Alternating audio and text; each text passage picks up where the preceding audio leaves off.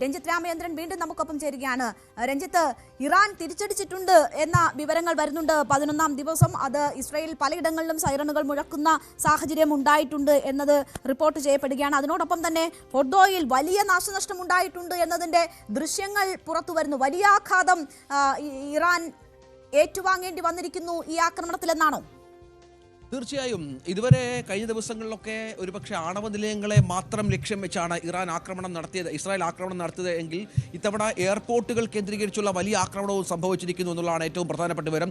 അത് മാത്രമല്ല, ഇറാന്റെ ആഭ്യന്തര സുരക്ഷാ മന്ത്രാലയവും ആക്രമിച്ചിരിക്കുന്നു എന്ന വിവരം വരുന്നുണ്ട്. അവിടുത്തെ ന്യൂസ് ടിവിയുടെ സ്റ്റുഡിയോയിലടക്കം ആക്രമണം ഉണ്ടായിരിക്കുന്നു എന്ന വിവരം കൂടി പുറത്തു വരുന്നുണ്ട്. അങ്ങനെ 6 എയർപോർട്ടുകൾ ആക്രമിക്കുക എന്ന് പറയുമ്പോൾ അവിടെയുള്ള ജെറ്റ് എയർ വിമാനങ്ങളടക്കം ആക്രമിക്കുകയാണ്. അവരവിടെ നിന്നാണ് പലപ്പോഴും മിസൈലുകളും മറ്റും തൊടുത്തുവിടുന്ന സ്ഥലങ്ങളുമൊക്കെ ഉണ്ട്. ആ പ്രദേശങ്ങളിൽ അത്തരം മിസൈൽ കാരിയേഴ്സ് അടക്കം ആക്രമിച്ച പശ്ചാത്തലമുണ്ട്. അങ്ങനെ 6 എയർപോർട്ടുകളിലും വലിയ തോതിലുള്ള നാശനഷ്ടം ഇസ്രായേൽ സംഭവിച്ചിരിക്കുന്നത് ഏറ്റവും പ്രധാനപ്പെട്ട കാര്യമാണ്. മറ്റൊരു പ്രധാനപ്പെട്ട കാര്യം, 2040 ഇസ്രായേൽ ഡിസ്ട്രക്ഷന് വേണ്ടി ഒരു ക്ലോക്ക്, അത് ഇറാന്റെ ടെഹ്റാനിൽ അത്തരമൊരു ക്ലോക്ക് ഉണ്ടായിരുന്നു. 2040 തങ്ങൾ ഇസ്രായേലിനെ ഇല്ലാതാക്കും, അതിൻ്റെ സമയക്രമമൊക്കെ നിശ്ചയിച്ചുകൊണ്ടുള്ള ആ ക്ലോക്കും ബോംബിട്ട് തകർത്തിരിക്കുന്നു എന്ന വിവരം കൂടി ഈ ഘട്ടത്തിൽ പുറത്തു വരുന്നുണ്ട്. അങ്ങനെ വളരെ കൃത്യമായി ടാർജറ്റഡായ ഒരു ആക്രമണമാണ് ഇതുമായി ബന്ധപ്പെട്ട് ഉണ്ടാകുന്നത് എന്നത് ഏറ്റവും പ്രധാനപ്പെട്ട കാര്യമാണ്. നേരത്തെ മുൻകൂട്ടി നിശ്ചയിച്ചതുപോലെയാണ് ഈ ആക്രമണങ്ങൾ അവർ നിശ്ചയിച്ചിരിക്കുന്ന ഓരോ കേന്ദ്രങ്ങളിലും എന്നുള്ളതാണ് ഏറ്റവും നിർണായകമായ കാര്യം.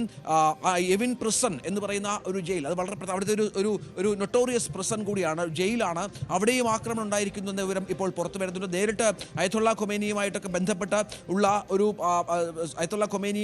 ബന്ധപ്പെട്ടുള്ള അദ്ദേഹത്തിൻ്റെയൊക്കെ നിയന്ത്രണത്തിലുള്ള ഒരു വളരെ പ്രധാനപ്പെട്ട ഒരു സ്ഥലം കൂടിയാണ് അത്. അവിടെയും ആ facility has long been symbolic of state റെപ്രഷൻ holding individual frequently used as diplomatic leverage in negotiation with western governments. അങ്ങനെ ഓരോ തരത്തിലും ഉള്ള കൃത്യമായ കേന്ദ്രങ്ങൾ ഏതൊക്കെയാണോ എന്നുള്ളത് കൃത്യമായി ടാർഗറ്റ് ചെയ്തുകൊണ്ടുള്ള ആക്രമണം ഇസ്രായേലിന്റെ ഭാഗത്ത് നിന്ന് ഉണ്ടാകുന്നു എന്നുള്ളതാണ്. വലിയ പ്രകോപനമാണ് ഇപ്പോൾ ഇസ്രായേൽ സൃഷ്ടിച്ചിരിക്കുന്നത്. ഇറാന്റെ മറുപടി എന്താകുമെന്നത് കാത്തിരുന്നു കാണണം. ഇനിയൊരു മറുപടി ആ തരത്തിൽ നൽകാനുള്ള ആരോഗ്യം ഇറാൻ ഉണ്ടോ എന്നതുകൂടി കാണണം. കാരണം തങ്ങളുടെ സ്ഥലത്തേക്ക് രാവിലെ മുതൽ തന്നെ ഇസ്രായേലിൽ വലിയ സൈറനുകൾ മുഴങ്ങുന്നുണ്ട്. പ്രദേശവാസികൾക്ക് മെസ്സേജുകൾ വരുന്നുണ്ട്, ഏത് നിമിഷവും മിസൈലുകൾ എത്താം എന്ന തരത്തിൽ. അതിനെയൊക്കെ കവർ ചെയ്യുന്ന വിധത്തിലുള്ള ആക്രമണം, പ്രതിരോധവുമായി ബന്ധപ്പെട്ട ആക്രമണം ഇസ്രായേലിന്റെ ഭാഗത്ത് നിന്ന് ഉണ്ടാകുന്നു എന്ന് പറയുമ്പോൾ ഏറ്റവും പ്രധാനപ്പെട്ട കാര്യം അതാണ്. ഇറാനിലെ ഓരോ കേന്ദ്രങ്ങളും തെരഞ്ഞു പിടിച്ച് ഇസ്രായേൽ ആക്രമിക്കുന്നു എന്നുള്ളത് തന്നെയാണ്. ആ ആക്രമണം അത് ഇറാനുമായുള്ള യുദ്ധത്തിന്റെ അല്ലെങ്കിൽ ഇറാനെ ആക്രമിക്കുന്നതിന്റെ സ്വഭാവത്തിന്റെ ഒരു വ്യത്യാസം കൂടി വളരെ കൃത്യമായി തന്നെ ഇസ്രായേൽ ചൂണ്ടിക്കാണിക്കുന്ന സാഹചര്യം കൂടിയുണ്ട്. ഇനിയും കൂടുതൽ ആക്രമണങ്ങൾ ഉണ്ടാകുമെന്ന മുന്നറിയിപ്പ് കൂടി ഇസ്രായേലിന്റെ ഭാഗത്ത് നിന്ന് വരുന്നു.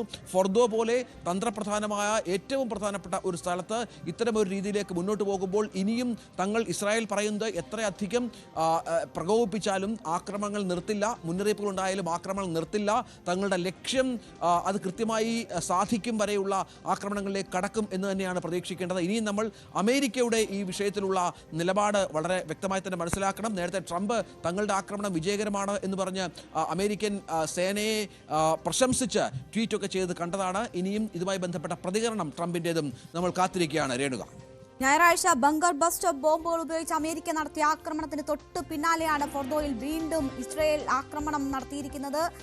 നേരത്തെ തന്നെ മുൻകരുതലുകൾ എടുക്കാനായതായും ശാസ്ത്രജ്ഞരെയും മറ്റ് സംവിധാനങ്ങളും മാറ്റാൻ കഴിഞ്ഞതായും അവകാശവാദം ഇറാന്റെ ഭാഗത്തു നിന്നും ഉണ്ടായിരുന്നു. പക്ഷേ ഇപ്പോൾ പുറത്തു വരുന്ന ദൃശ്യങ്ങൾ വലിയ രീതിയിലുള്ള ആഘാതം ഇസ്രായേൽ ഇറാനുമേൽ നടത്തിയിട്ടുണ്ട് എന്നതാണ്.